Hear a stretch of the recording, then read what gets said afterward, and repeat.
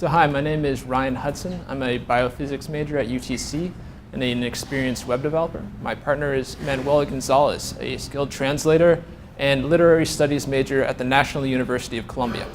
Our company is Ravel Guide. It's an international trip planning application that provides the trustworthiness of a travel guide with the freshness and flexibility of internet resources. For $18, less than half the price of a good travel guide, we provide customized daily itineraries based on our always up-to-date archive of restaurants, hotels, and attraction, and real-time reporting on local events, concerts, prices, and the best new things to do. From booking a hotel, to finding a flight, to eating meals, visiting attractions, and traveling between all of those, we have you covered. We expect operating costs of $75,000 in the first year, sales of $180,000, and a 70% margin after the first year. From our market research, we found that there's a large group of travelers, of tech-savvy travelers who are aged 20 to 40 years old who have the means, the incentive, and the habit of buying products like ours. And for $50,000 in investment to help us roll out our product, we can help you tap into this $190 billion industry. Thank you.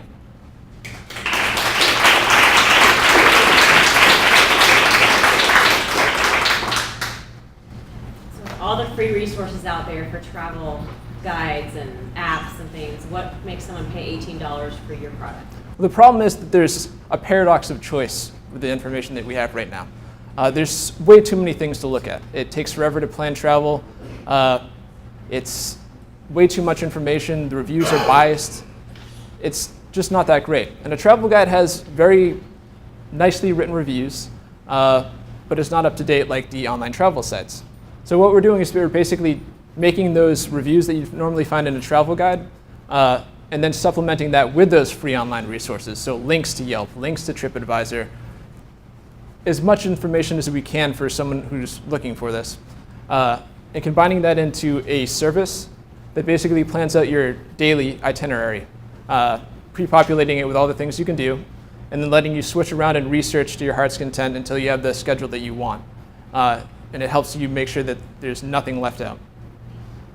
It's $18 because that's the price of a regular travel guide, or about half the cost of a good travel guide. We think that's a worthwhile cost or a good price for this because we're providing a better experience than a travel guide and a much better experience than the online resources. And for our target market, the price isn't as much a problem. They're already buying Lonely Planet.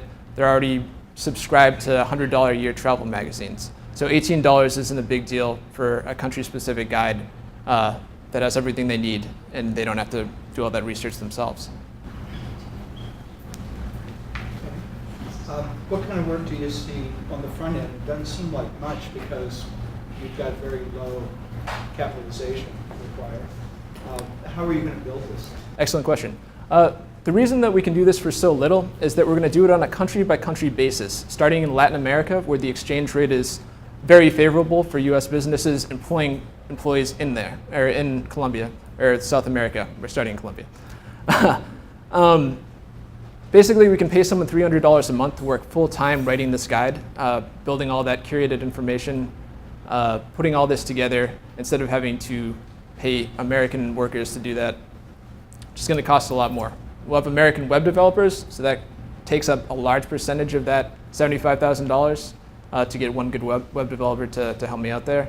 And then after that, it should be a lower cost for each country once we have the process in place, because it's mostly just hiring local workers.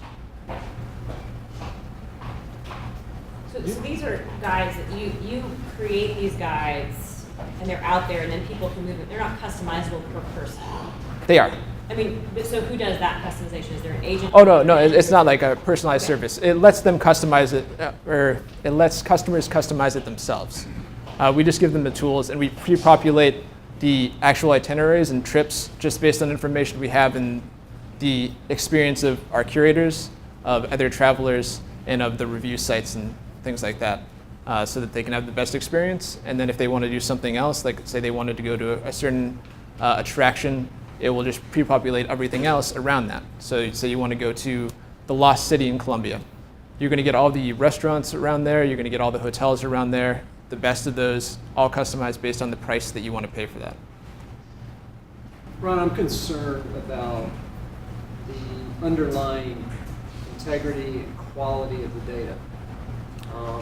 There are some much bigger sites out there that are doing this pretty well already.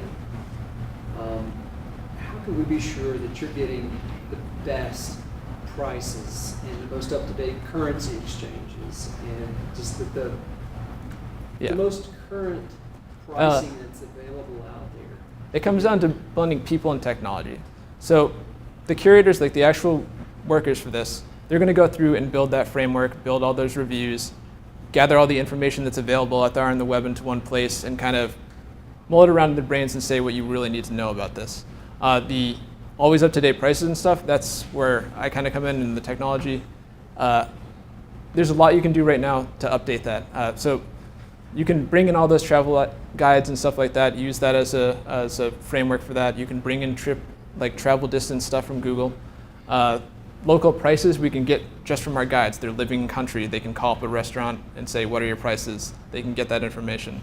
We're doing it on a country by country basis. That's how we think we can compete against all these established competitors, because we're just going to focus on one country, do it better than anyone else, and then move on to the next until there's a lot. You should look at Roots Rated. Do you know Roots Rated? Roots Rated? Roots Rated, ROTS. Oh yes, I've heard of it. They start a company here that does user-generated coverage of outdoor opportunities, like you want to go climbing, hiking, anywhere in the country. They've got a site that helps you figure out where to go. Yeah. Because people there are saying, here's what it is. Yeah. So you might want to take a look at their business model and talk to them if you ever get a chance. Yeah, there's a ton of great business models in the US that are just fantastic travel applications that no one's brought over to international markets yet in an effective way. We think there's a lot of opportunity to make it easier to travel internationally. Younger travelers are traveling more, they want to travel more adventurously, and they want to do all the things they can do here, but they can't right now because it's still too much of a cultural difference to travel overseas. So doing that is definitely one of the things that we're planning on doing. Combining like the user reviews and stuff with the expert curated advice and all the other stuff. Are you looking at the potential revenue stream of referral clicks to travel agents, advertisers? Have you looked at that potential revenue? We do. There's a ton of opportunity there, actually. Just like in the South American market, we're not going to do any ads. We don't believe in doing that for the customers. But in the South American market, working business to business as well. A lot of these companies, a lot of these attractions are just not set up for international travelers. And if they help us or pay us to help them do that, there's a lot of money to be made just selling English-speaking guides. A lot of places don't have that. It opens up them to us and us to them. There's a ton of opportunity there. So what is your marketing strategy for this? There's a lot of competition in this space. There's a lot of noise in this space. You can go online and pull up, probably 1,500 of these in one Google search. How do you get to your clients? We're going to start with a Kickstarter campaign because our clients, the 20 to 40-year-old millennial group, that's kind of their thing. Kickstarter is great. It's social. We want to spread through word of mouth, not through advertising. We want to stay as lean as possible because we know there's going to be things to stumble over and problems going on. But we're just going to do a Kickstarter, very social, just one country at a time.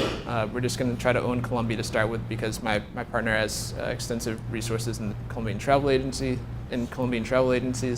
and just a lot of experience with the country. We both travel extensively there.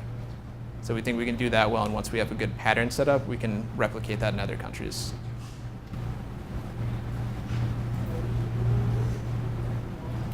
I appreciate that you don't want to do ads, just saying, but this is travel. The travel tourist economy, it's all about the ads. That's why. Just think about that piece of it.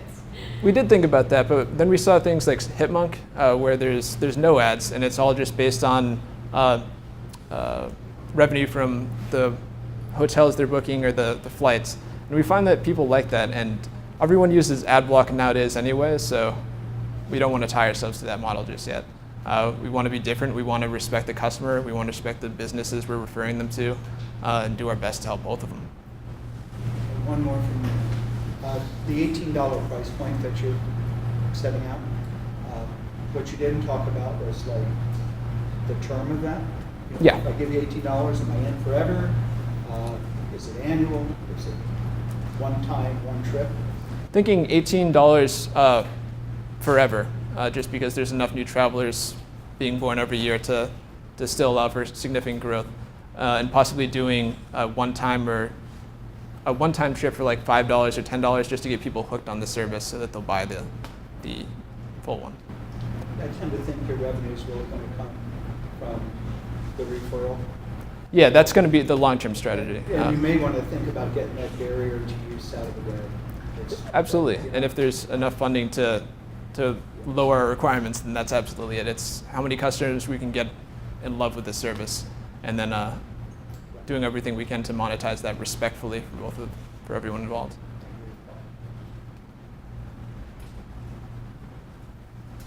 Thank you.